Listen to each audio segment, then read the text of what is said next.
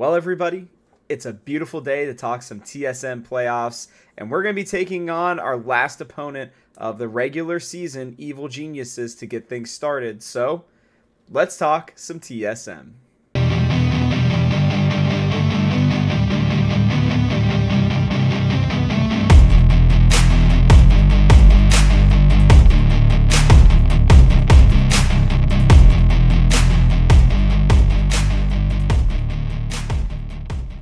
That's right, everybody. It's playoff time, and I'm just so glad that we were somehow able to go 0-3 and still make our way, kind of just slide right into that top six.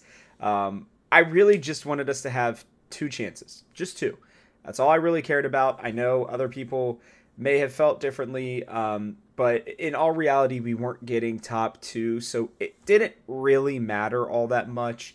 I think whoever we would have played, whether it would have been, Evil Geniuses, NRG, Team Liquid, I think they all have their strengths and weaknesses, and I'm just excited at the opportunity for us to be able to at least have 2 more weeks, right? So there's a few things I want to go over with this team, but I just want to say that I'm really glad that you will be getting at least 3 or 4 more episodes of Talking TSM. And I know that I'm excited to be doing them. So, yeah, let's jump into it. Question of the week. How far do you think we go in terms of playoffs? In my ideal scenario, we find a way to top 4 this. That would mean that either we win this week and next week, or I think we'd have to win 2 or 3 weeks in a row. I think it'd be 3 weeks in a row, or 3 series, I should say, in a row, after this loss, potentially. So, all right, I'm putting it out in the ether. I think we're going to get into the top 4. That's what I think is going to happen. This team is going to do something unprecedented. They're going to send us out on a high note. We get a chance to potentially see them at Worlds. And we get what would be just so satisfying as if this was one of the best teams we sent to Worlds. I know maybe not talent-wise, but just in performance. So that would be freaking cool. I would love that. I would love every second of that. So I don't know. You guys let me know in the comment section below what you're thinking. That's what I'm thinking. So that's my hope right now. All right, guys. As I said at the beginning, we have Evil Geniuses coming up. No big surprises there. At least in terms of if you haven't been paying attention. I was on the Live Evil podcast that released a little bit before this video. At least I think it'll be a day officially before this video comes out. So make sure you go and check that out. Talked a little bit about TSM and what I was seeing with the team and what I was thinking with Evil Geniuses. And, I went and I rewatched that game against them, and I really just don't feel like we played our game. I feel like in the last week we were kind of testing some things out, really trying to I don't know, just kind of I don't know, especially that last game. Like I didn't get the Kennen pick all that much. I really didn't understand the Zeri pick either. It almost felt like Hanser and Wild Turtle were kind of not messing around necessarily, but it didn't feel, I don't know. It didn't feel like something that they would normally bring out. The team allows for Insanity to move around the map, for Wild Turtle to build some scaling or a supportive type champion, which I know Zeri can be that, obviously, but the scaling takes a long time. You got some Engage. You got, Hanser generally playing some sort of tanky, Engage champion, and Boogie being able to move around the map and be aggressive. And make plays, right? And so while I think there were parts of that and potential options of that, I don't really think that was our best game. And, I didn't love the Jace from Insanity. I think it was one of his weaker champions overall this split, just based on those last couple games where he felt like he needed to play it. I think he can play it. But as we all know, NA Jace can be man. So, um, I was a little surprised to see us take that, and I guess it's just more of now we gotta just kind of power through and see what see what happens next. So, um, with that, I'm gonna be doing two players for us to watch since this is a playoff series and we're not getting 3 episodes of the show. The first one's gonna be JoJo Pyun. Listen, guys, like the reality is if JoJo pops off, we don't win. I would like to see us either grab a power pick for Insanity or give him a very strong counter to whatever JoJo is playing. The reason for that I'll explain a little bit later when I go through the TSM section, but in general, as evil geniuses go, or as JoJo goes, so goes evil geniuses. And it's not that other people can't carry, it's not that you can't force them to make bad plays elsewhere around the map. As was talked about on the Live Evil podcast, like revenge, focusing on revenge a lot can cause them to have issues. The problem is that playing through Hanser can be risky at best. And so I would like to believe that, I know a lot of teams have tried it and not a lot of them have succeeded, but focusing down JoJo, I think, is the best way for us to make an impact and to be able to, I think, I don't know, hamper them at least a little bit, be a hindrance at least, so that then you make Unforgiven and Revenge and Shaden or Armeo, whoever that ends up being, make plays, be the carries. And not that JoJo can't play from behind, because he definitely can, but even slowing him down a little bit, I think allows us to get into our game better, which is the mid game. That's where we shine. I was looking at the stats before I hopped on here. And while we're not like one of the best mid to late game champions, one of the best mid to late game teams, and we're certainly not one of the worst early game teams, I feel like our sweet spot is right around 15 minutes, right around, that second, maybe third Drake, hopefully having one before that, right? And the ability to, I think, make a significant play in that mid game and start to snowball, then make a small hiccup that causes our mid to late game ranking to go down, almost throw the game, and then bring it right back and get in. That's generally how it felt like our wins have gone. And, I felt like, especially in the last week, and especially against this team, we didn't make the mid-game plays that we needed to. It actually felt like almost all of our games were pretty close up until the mid-game, and we didn't make that one significant play that we needed in order to, I think, either propel ourselves or get ourselves back in the game significantly enough, and we kind of crumbled after that. So I will say, even though it was an 0-3 weekend, I know I didn't talk about it before, but I don't think we looked terrible. Like, I think that was one of the better 0-3s I think I've ever seen a TSM team have. I just think that things just kind of fell apart, but not like catastrophically. And I think that's kind of how this team plays. So big focus on JoJo. The next focus is going to be on these two. Who is going to play? Is it going to be Shaden? Is it going to be Armeo? They haven't announced it as far as I know. I think the general consensus is it's going to be Shaden. I think Shaden is more likely just because I think his style fits with the team a little bit better. I think Armeo is a little bit more of a supportive jungler, which I think could be good, obviously, but Shaden is willing to make a few more aggressive plays. And I will say, with Shaden, I actually think we have a better chance because he is still very green. He's going into his first playoff series after only playing for 1 week with the main team.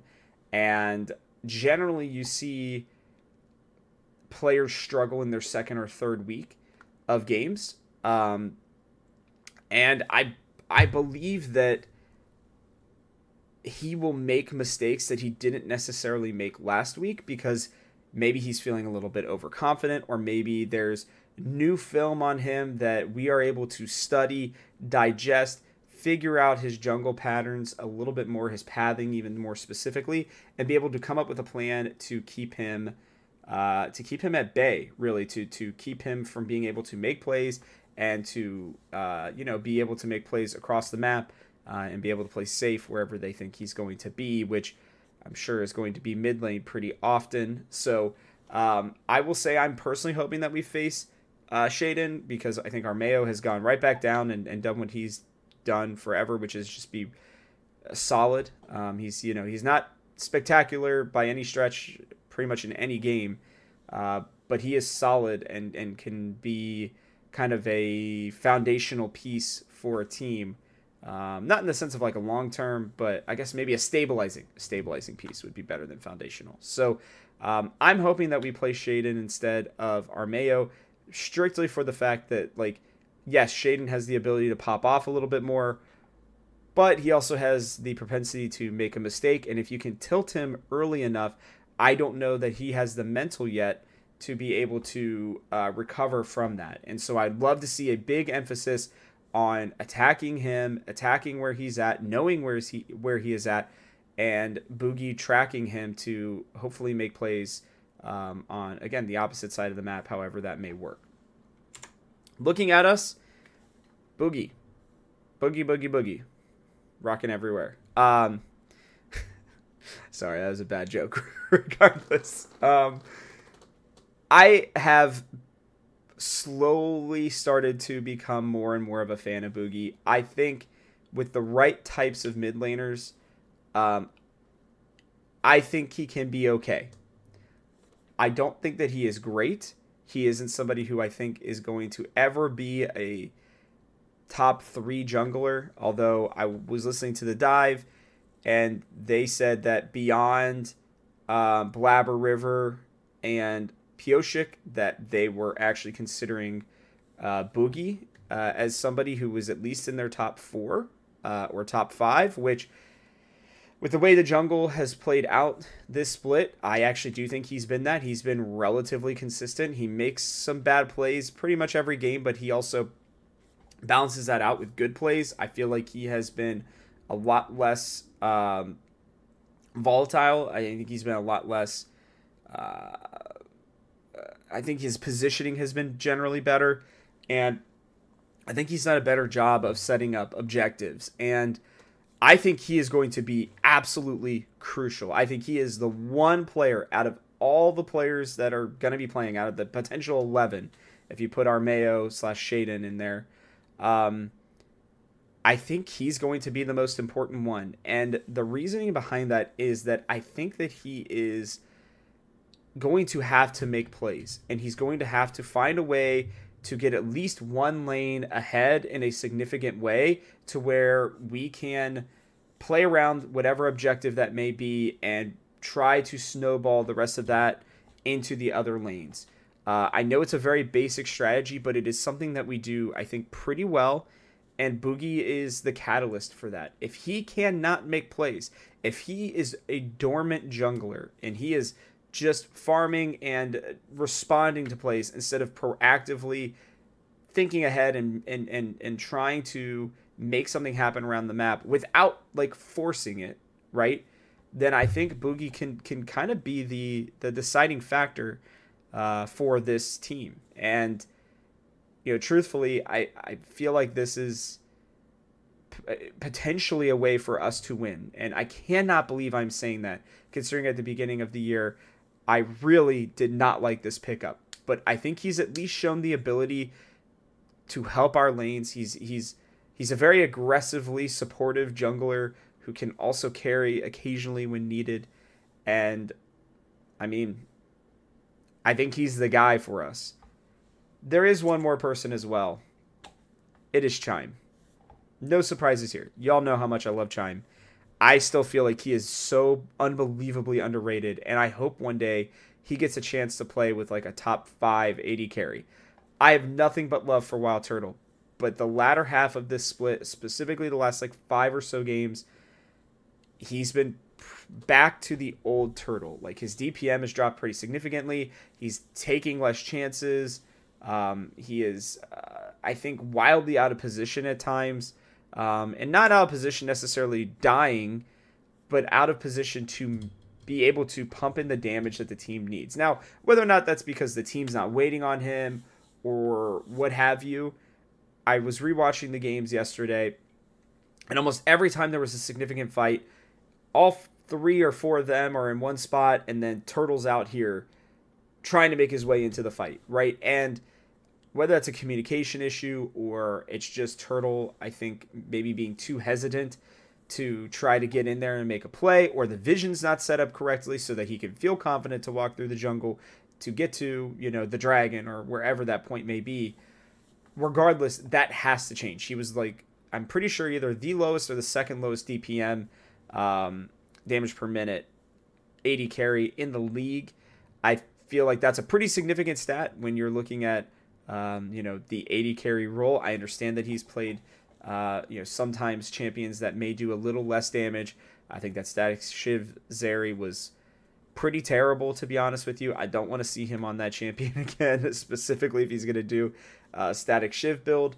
But I think that it's going to be up to Chime to help clear the way, to help, I think, make plays around the map in order to facilitate the DPS, whether that's Insanity or Wild Turtle. And we're going to have to come out and be a much more high-powered offense.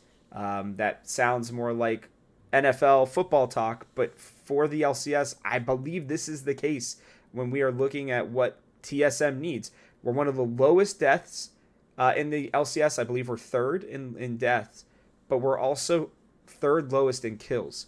We are very much a team that is not seemingly willing to push the envelope, to not take risky plays.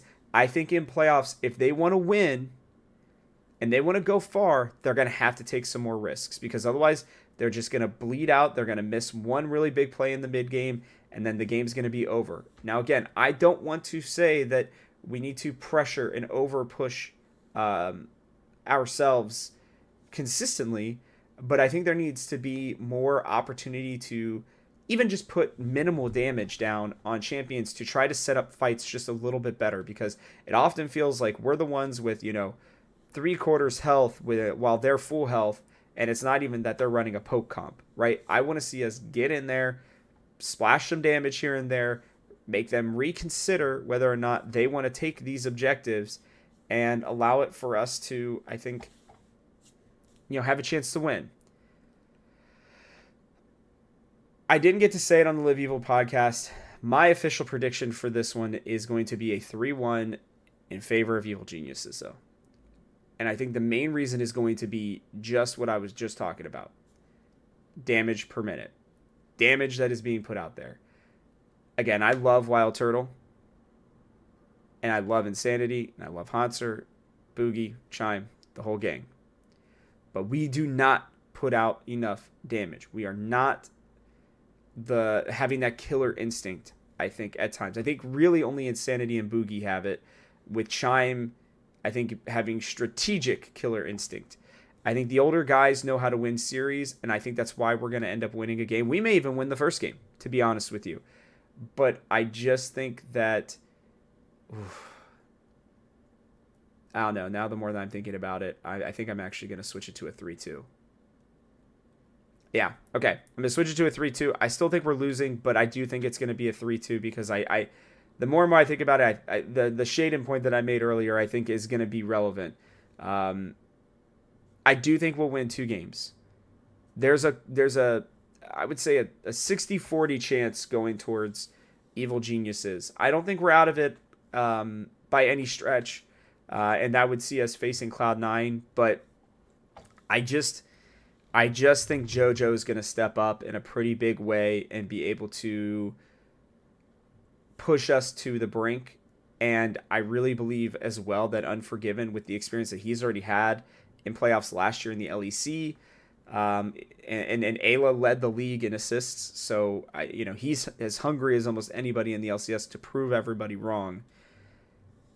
I just think that'll be just enough to push them over. But I do think this will be a good showing for TSM. And at a minimum, I think it's going to set us up really well, hopefully to face Dignitas. I don't think that's who we'd face. I'm pretty sure it would end up being 100 Thieves, but no, it might be Dignitas. I don't know. We'll have to check on that once this series is over. But regardless, I think if nothing else, it sets us up for a nice lower bracket run. I really would be surprised if we got 3-0'd, and I'd really be surprised the opposite way if we 3-0'd them. I mean, that'd be crazy. That would be really nuts. So I don't know. You guys let me know your official predictions in the comment section below. I'm going 3-2. I've switched it. I'm staying with it. 3-2, Evil Geniuses, unfortunately. But we will still get another week regardless of TSM LCS playoffs. So, yeah. With that, I'll catch you guys on the next one.